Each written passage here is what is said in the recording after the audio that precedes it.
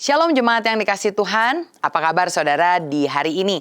Senang saya Jessica Abraham dapat kembali menyapa saudara sekalian, terutama di hari ini, hari di mana kita merayakan Paskah, hari kebangkitan dari Tuhan kita. Kalau kita ingat di hari Jumat kita merayakan atau mengingat kematian dari Tuhan Yesus di Jumat Agung, tapi walaupun ada kesedihan untuk sementara, hari Minggu adalah hari yang bersukacita. Kita tahu bahwa Yesus adalah Allah kita yang bangkit.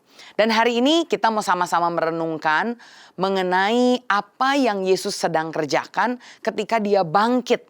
Dan karena itu hari ini saya mau mengajak saudara untuk sama-sama merenungkan firman Tuhan dengan judul Mahkota di Balik Salib Kristus. Sehingga kita juga bisa menyadari bahwa ketika kita menjadi orang yang percaya kepada Tuhan Yesus, kita benar-benar bisa hidup dan mendapatkan mahkota ini. Saya mau membacakan ayat firman Tuhan yang terambil dari 1 Korintus, pasalnya yang pertama, ayatnya yang ke-18, lalu ayatnya yang ke-23 sampai 25. Demikianlah firman Tuhan. Sebab pemberitaan tentang salib memang adalah kebodohan bagi mereka yang akan binasa. Tetapi bagi kita yang diselamatkan, pemberitaan itu adalah kekuatan Allah. Kami memberitakan Kristus yang disalibkan. Untuk orang-orang Yahudi suatu batu sandungan dan untuk orang-orang bukan Yahudi suatu kebodohan. Tetapi untuk mereka yang dipanggil baik orang Yahudi maupun orang bukan Yahudi, Kristus adalah kekuatan Allah dan hikmat Allah. Amin. Saya teringat ada kisah seorang pria yang terapung-apung di atas laut. Jadi dia ini sedang memancing, kemudian karena dia tidak sadar, dia sendirian, mulai datang gelombang, badai datang dan akhirnya kapalnya terbalik sehingga dia hampir tenggelam. Dia adalah orang yang cukup bisa berenang, saudara.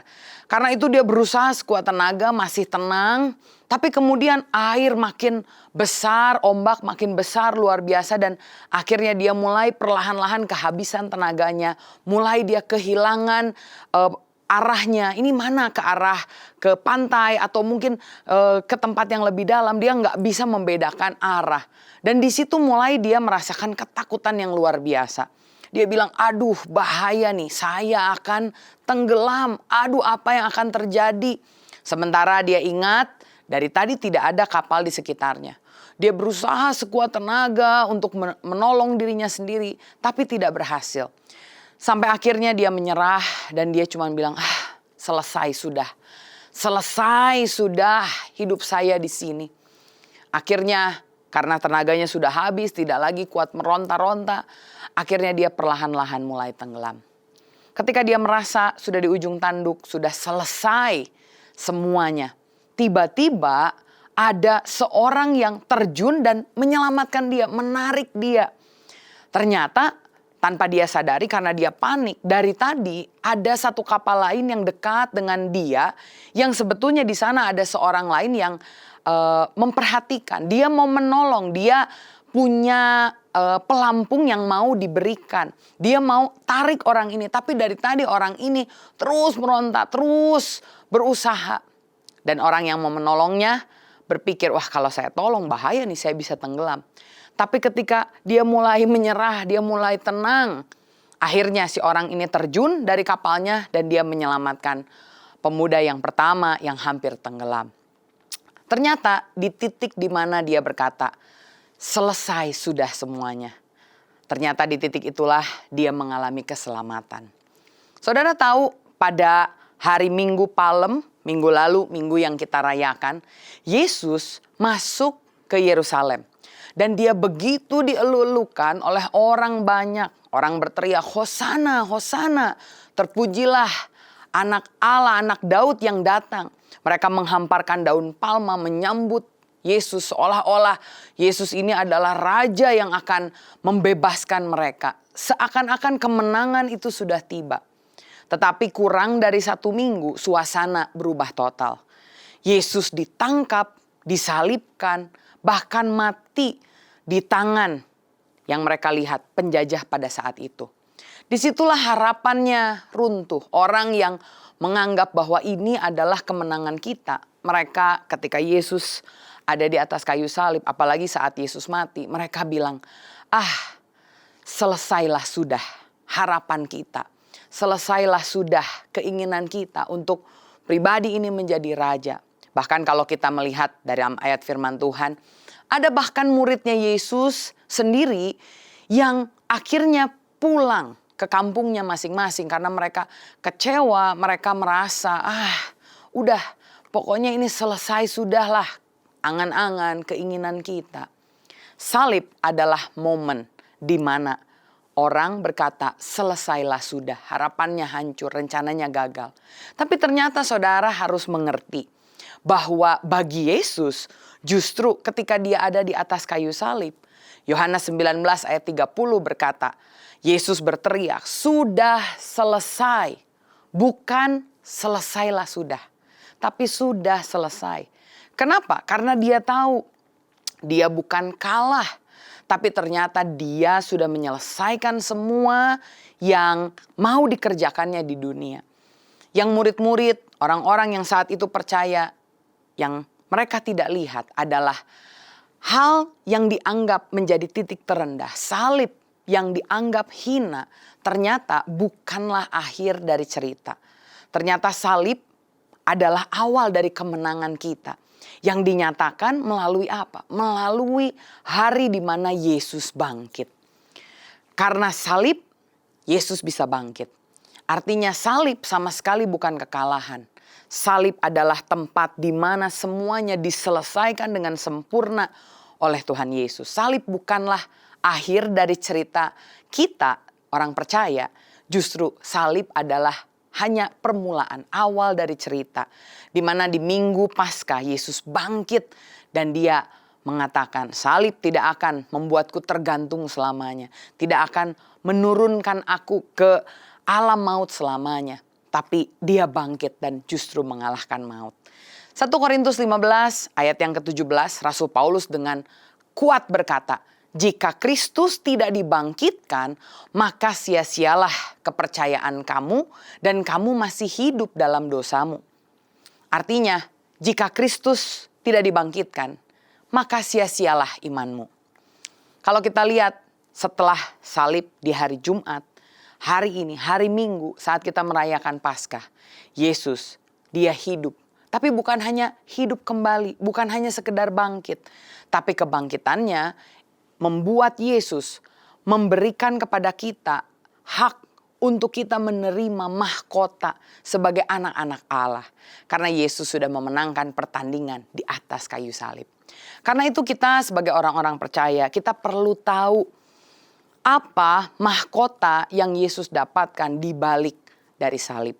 Saya mau menyampaikan ada 3 mahkota yang kita perlu perhatikan sehingga apa yang kita rayakan hari ini bukan berakhir di perayaan saja. Tapi kita bisa bawa dalam hidup kita besok bahkan seterusnya. Dan kita bisa hidup di dalam kemenangan mahkota yang diberikan oleh Tuhan Yesus. Yang pertama saya lihat di kitab 1 Korintus 15 ayat yang ke-56 sampai 57. Inilah mahkota pertama di balik salib Kristus. Yang pertama adalah mahkota kemenangan. Firman Tuhan berkata, sengat maut ialah dosa dan kuasa dosa ialah hukum Taurat.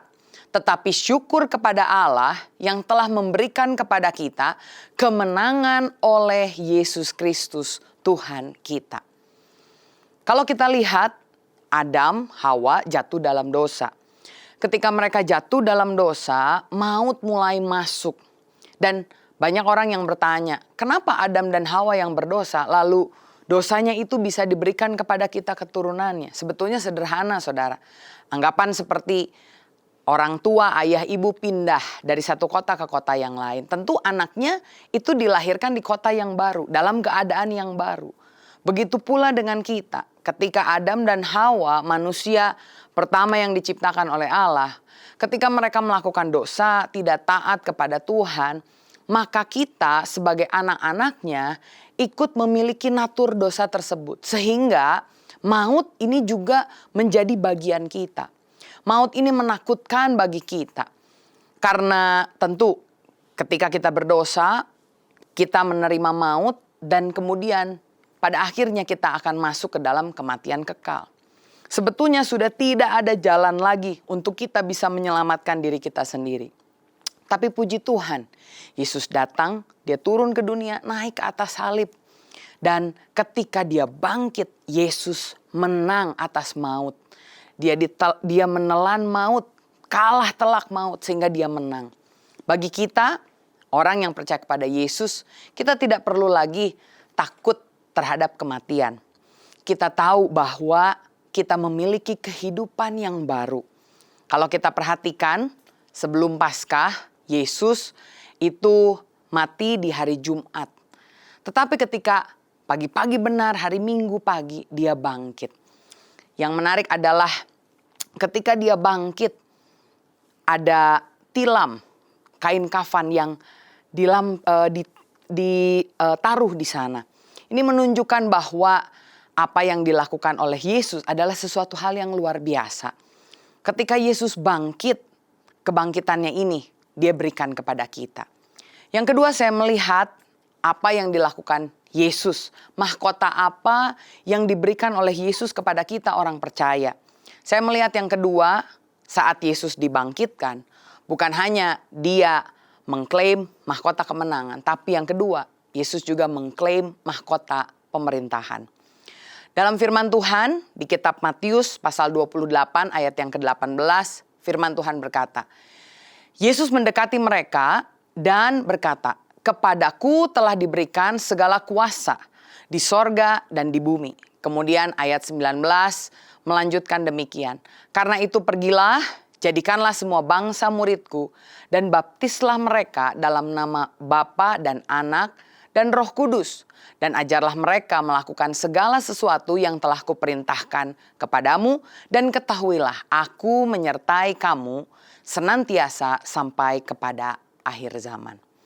Kalau kita lihat ketika Yesus mati di atas kayu salib lalu dia dibangkitkan, ternyata saat dia bangkit dia memiliki mahkota pemerintahan.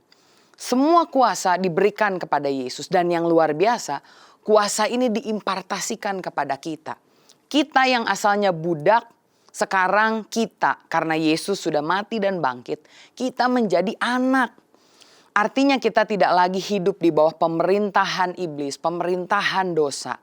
Tapi Yesus memberikan identitas yang baru. Yesus memberikan tujuan yang baru. Dia memberikan otoritas rohani bagi setiap dari kita. Seringkali kita menganggap, saat Yesus bangkit, ya itu hanya satu hal yang terjadi di masa lalu. Tapi ketahuilah ini saudara, ketika Yesus bangkit, dia bukan hanya menang mengalahkan maut, tapi dia juga menang memerintah atas kita.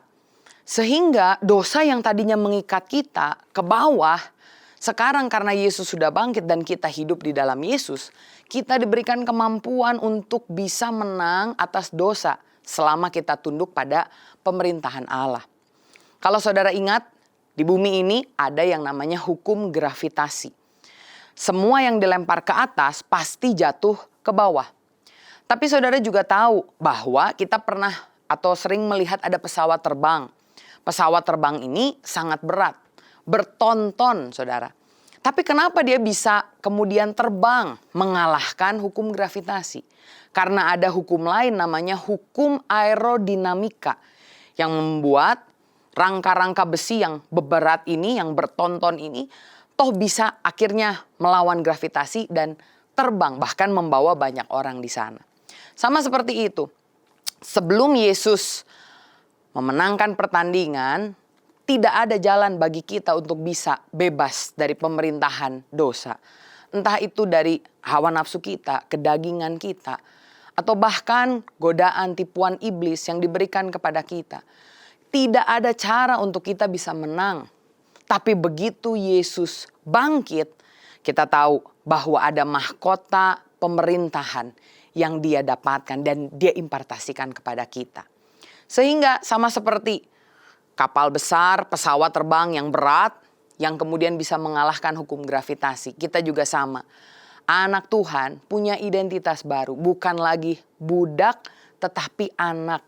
Bahkan kita diberikan tujuan yang baru. Tadi Matius 28 bilang, pergilah, jadikanlah semua bangsa muridku, baptislah mereka. Artinya kita juga diberikan mandat untuk menggunakan otoritas ini.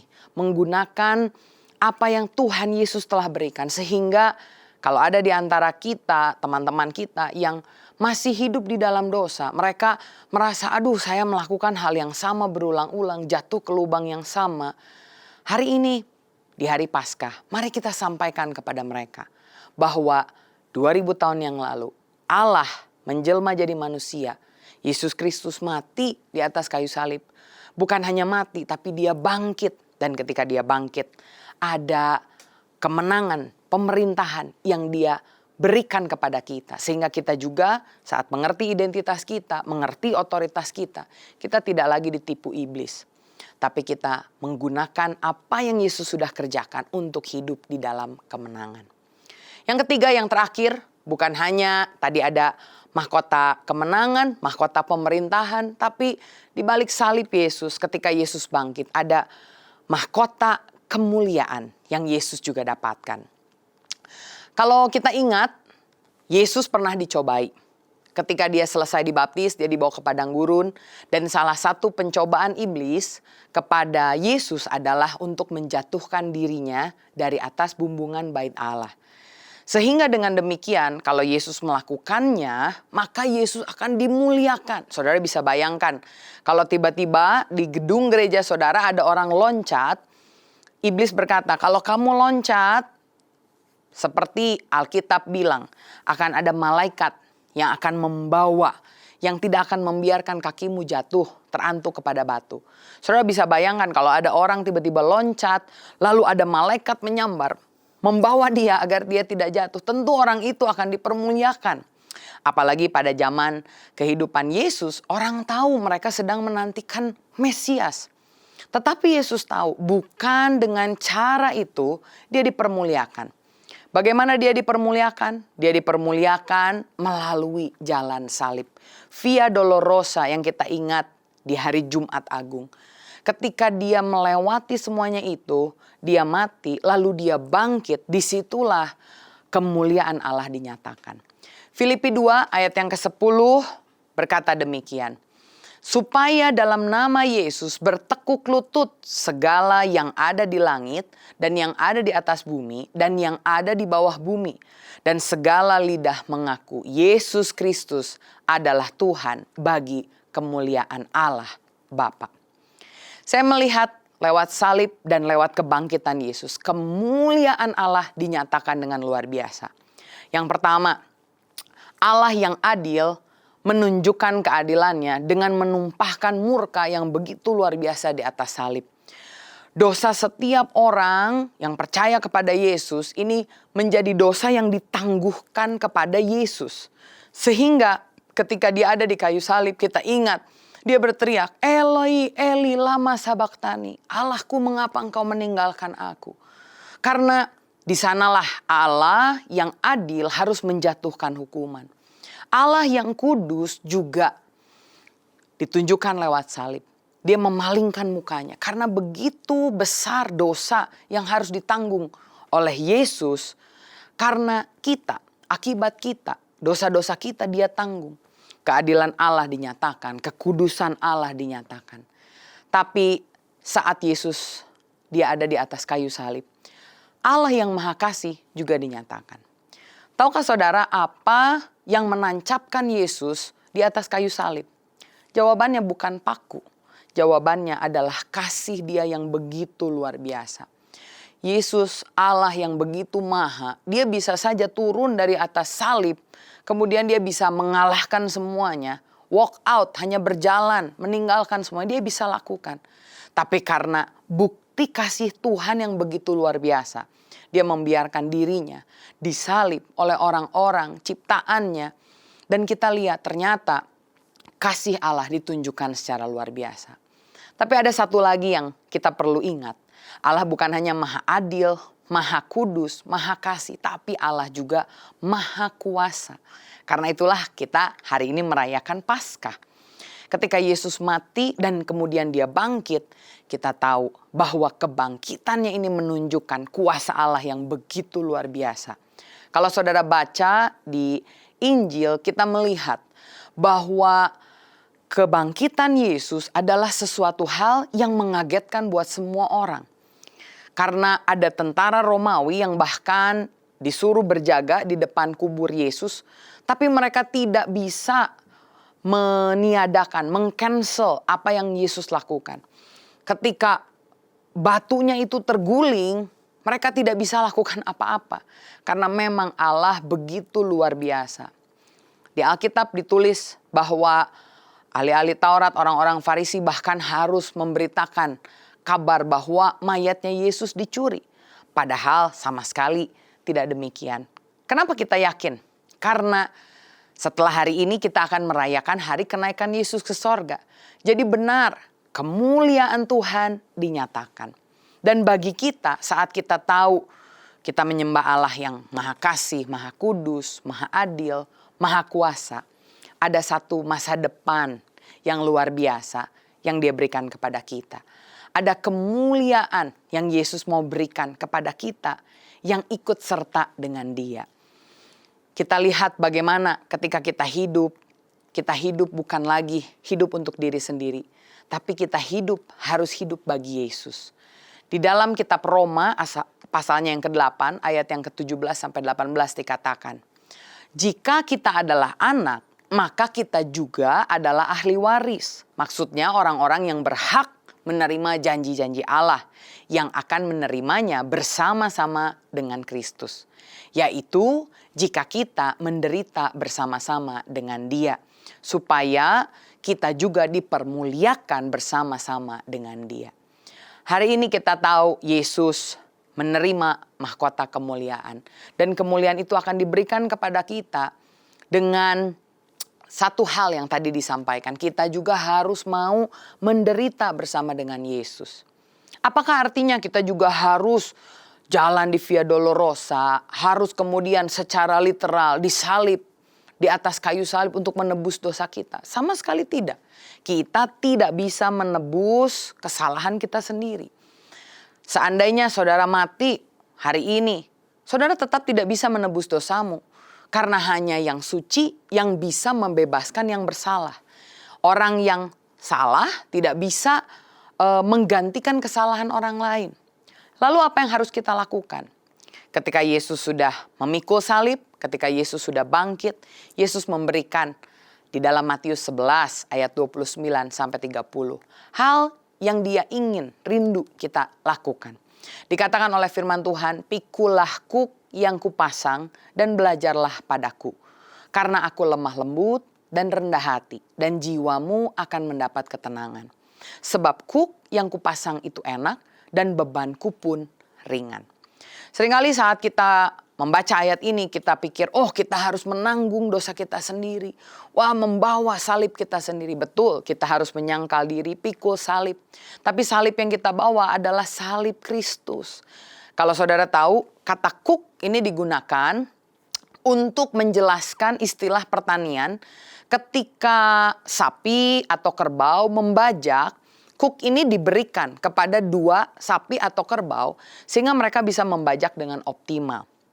Kuk ini dipasangkan kedua sapi atau kerbau ini sehingga ketika mereka berjalan, mereka harus berjalan bersama. Nah, inilah yang kita harus sama-sama mengerti. Ketika Yesus bilang, pikulah kuk yang kupasang, artinya bukan kita menanggung semuanya sendirian. Kuk yang Yesus pasang artinya kita dirindukan atau Yesus mengharapkan, Yesus mau kita berjalan bersama dengan Dia. Bahkan Yesus bilang, bebanku pun ringan, artinya bukan beban tambahan. Tapi kenapa bebannya ringan?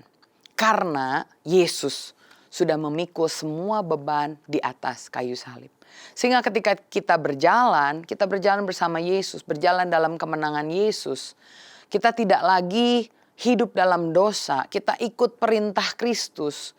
Kita punya identitas baru, tujuan baru, kita hidup kudus, menantikan kemuliaan, pengharapan kekal. Itu bukan karena kita, Tapi semuanya karena Kristus yang telah bangkit di hari Paskah ini. Berhenti saudara berkata, selesai sudahlah semuanya. Saya nggak bisa merdeka, saya selalu jatuh di lubang yang sama. Saya nggak bisa mengikut Tuhan dengan sepenuh hati. Karena di atas kayu salib, Yesus sendiri sudah bilang, sudah selesai. Bukan selesai sudah, tapi sudah selesai. Ketika Yesus disalib dan Yesus bangkit, Yesus memenangkan semua untuk kita. Dan hari ini biarlah firman ini mengingatkan setiap dari kita. Saat kita melihat lambang dari kekristenan, salib, bukan sebagai tanda kekalahan, tetapi sebagai tanda kemenangan. Ingat, di balik salib selalu ada mahkota. Mahkota kemenangan, mahkota pemerintahan, kita tunduk kepada Tuhan, dan mahkota kemuliaan, kita merindukan, menantikan Yesus untuk datang kembali. Kita punya harapan yang baru. Dan biarlah dengan mahkota-mahkota ini kita hidup melekat dengan Yesus, memikul kuk yang dipasang oleh Yesus, berjalan bersama dengan Yesus. Dan biarlah saat kita melekat dengan Yesus, Yesus yang sudah menang membuat kita pun menjadi orang-orang yang lebih daripada pemenang. Sekali lagi, selamat Paskah. Tuhan Yesus memberkati. Ingat, Yesus sudah bangkit. Yesus berkuasa. Karena itu, jangan hilang harapan. Jangan berkata, selesai sudah. Tapi ingat, sudah selesai. Semuanya di dalam Kristus. Izinkan saya berdoa untuk saudara. Dan saya rindu kalau ada di antara saudara yang tahu ada rekan, ada teman yang mungkin sudah lama tidak beribadah atau bahkan belum mengenal Kristus. Saudara bisa kirimkan video ini untuk mereka juga bisa mengingat kembali bahwa ada Allah yang begitu mengasihi. Allah yang turun ke dunia, naik ke atas salib, dan Allah yang bangkit untuk membuat kita menjadi orang-orang yang menang. Amin. Bapak, kami mengucap syukur buat firman di hari ini, di hari Paskah, di hari kemenangan dari Yesus Kristus yang mati di atas kayu salib dan kemudian bangkit. Biarlah Tuhan kami diingatkan bahwa kemenangan Kristus adalah kemenangan kami juga. Dan biarlah kami ketika kami mengikuti Kristus, setiap kami melihat salib. Salib yang mungkin bagi orang lain adalah suatu kebodohan. Tapi buat kami ini adalah tanda kemenangan. Dan biarlah Tuhan kami mensyukuri salib Kristus. Bukan dengan cara kami hidup mengikuti nafsu kami, tapi kami hidup menang atas dosa, tunduk pada pemerintahan Tuhan, dan hidup menantikan kedatangan Tuhan, pemuliaan-Mu dinyatakan. Kami punya harapan baru, dan biarlah hidup yang kami hidupi ini adalah hidup yang kudus, yang sesuai dengan apa yang Kau mau. Mampukanlah kami untuk selalu melekat padamu, memikul salib-Mu, mengikuti Engkau, menggunakan kuk yang Kau pasang. Dan biarlah kami lakukan semuanya ini bukan untuk kami diselamatkan, tapi justru karena kami tahu kami sudah selamat saat kami percaya di dalam Kristus. Terima kasih Bapa, kiranya berkat Allah mengalir, sukacita kemenangan, sukacita kedamaian, mengetahui bahwa Allah kami Allah yang hidup menyertai kami. Kasih Allah Bapa, kasih sayang dari Tuhan Yesus dan persekutuan dengan Roh Kudus menyertai kami mulai dari hari ini sampai selama-lamanya. Di dalam nama Tuhan Yesus Kristus kami berdoa dan mengucap syukur. Haleluya. Amin.